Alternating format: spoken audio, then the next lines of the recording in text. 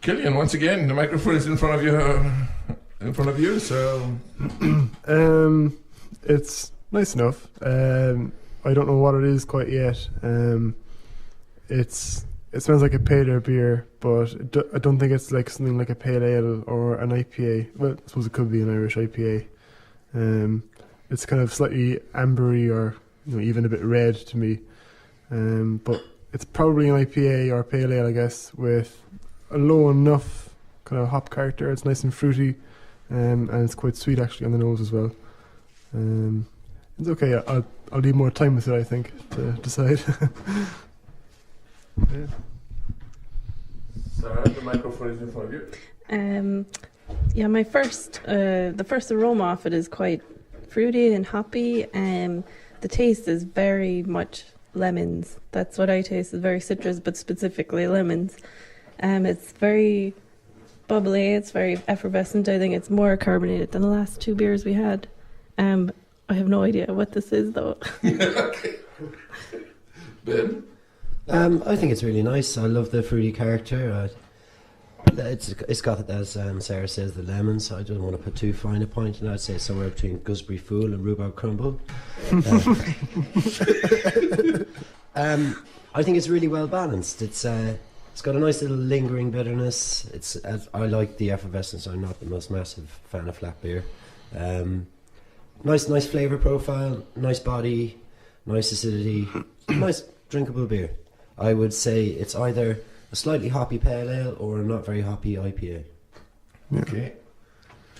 Mike? Carry on. It's a tricky one. No one's putting their neck on the line. This one, to me, I'm not getting it so much now, but at the beginning, I got a kind of what I describe as a kind of farmyardy, yeasty, very kind of earthy. They're not hiding the yeast. It's a characterful yeast in it, and I think it's quite dry. I'd go along with being ambery. It's got a kind of a saison thing to me. It's got that spicy dryness and that kind of farmhousey, slightly whiffy that you could almost get it off a Bourgogne. That kind of, is it a nice smell or is it not a nice smell? It's nice. It's characterful. I like it. It tastes like a take on a saison to me. Take on a saison. Okay. Well, would you guys take a guess at the ABV on this beer? I would go for about five or six again. Probably not over 6. I don't think. If it was 6 or over, I'd expect more. Like more from the malt body. Like there need to be more sugar in it. I don't think there's a lot of malt or a lot of hops. It's nice and balanced. So I think Ben said it was probably a slightly hoppy pale ale or a not very hoppy IPA. That sounds about right. But go for something different. All right then. Okay, slightly ambery maybe. It's sweet enough. I'm going to say it's about 5 to 6%. Okay. Sarah, the microphone is in front of you. I would say around 5. I don't think it's a lot higher than that or lower than that. I'd say it's probably around 5%. What would you say about the color, Sarah? The color, which I can't see. That's kind of the part of the show. I would guess it's probably amber-ish. I don't have to go with everybody else's recommendation. Well, I think there's a malty aftertaste that would suggest it might not be the palest of yellow. So maybe a dark yellow, light amber. Okay. Anything else you want to add, Ben? It tastes like it's got more of a malt profile than your average pale ale anyway, so I'd imagine, like we've seen with things like the Sabotage, that a pale ale doesn't have to be that pale anymore. So I'd imagine it's a slightly maltier pale. So a little bit of colour in it anyway. I just don't think it's get a really sherbety nose from it. So it smells of sherbet. Sherbet? Yeah. Nice. But still, it's very hard to say what it is. You like it? Yes, I do like it. Yeah. Okay. quite wheaty. What about you, Sarah? Since the microphone is in front of you, it's easier for that. We have an assistant here that actually moving the microphone from guest to guest because the guest, of course, cannot see it, and we thank him very much. But sometimes it's just easier to ask the guest with the microphone. Yeah, when you say sherbet, actually, that's like, yeah, that clicked. Like, yeah, that is sherbet. Yeah, it's very fruity, and which actually is the type of beer that I like. Is hops with a fruit taste and aroma.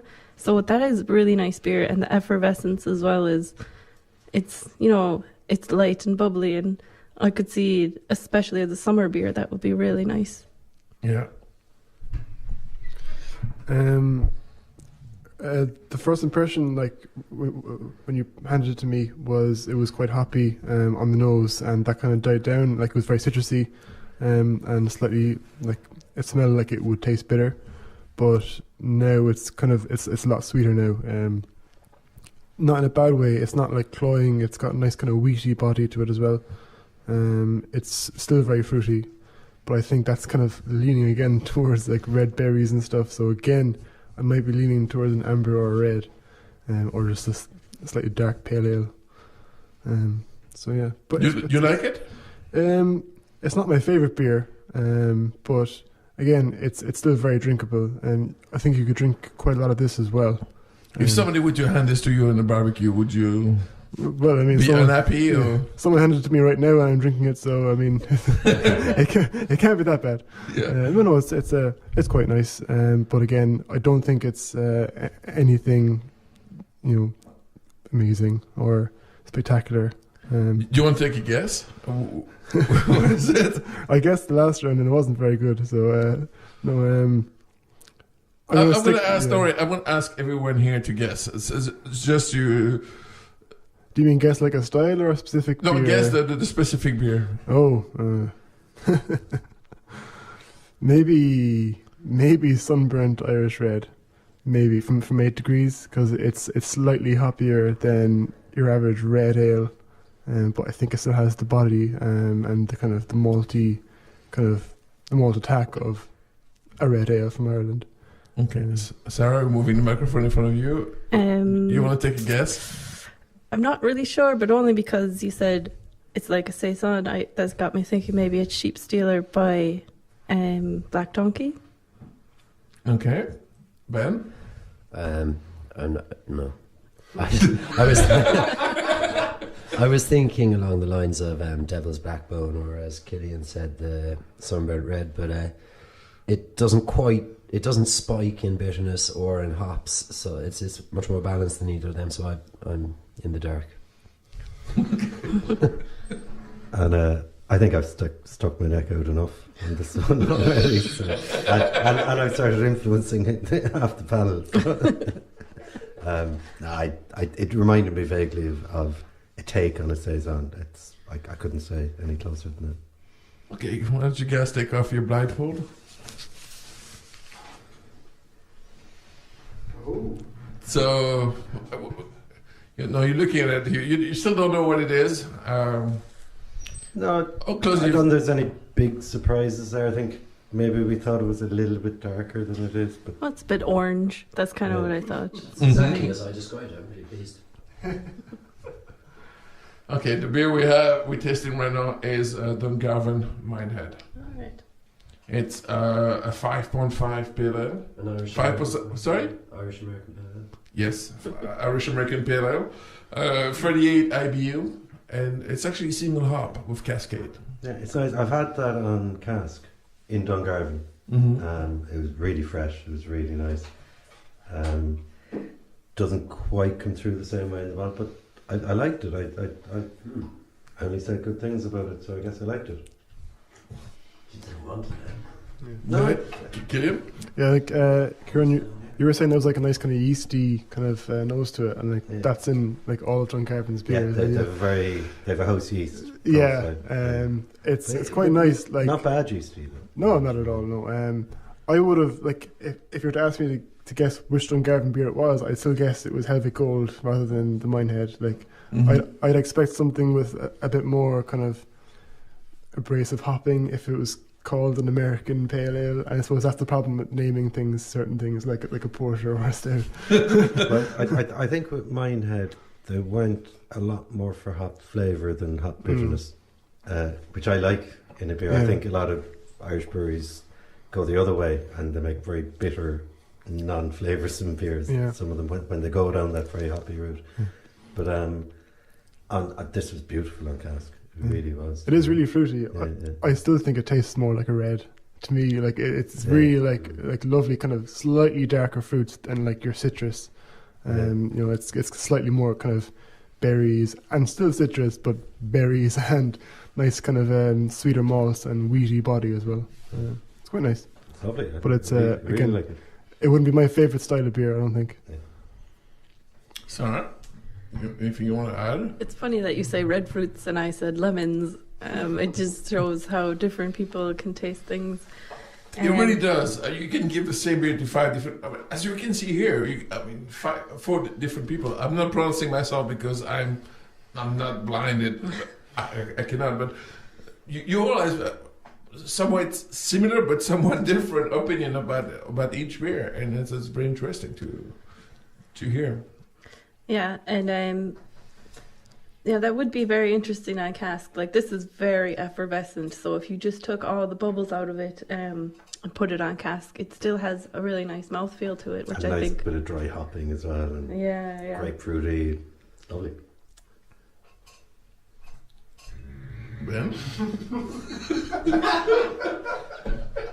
I think Kieran was saying that he had it before and it was very fresh on cask. I was going to say, as Sarah mentioned, it's very effervescent. It's got very expressive fruit.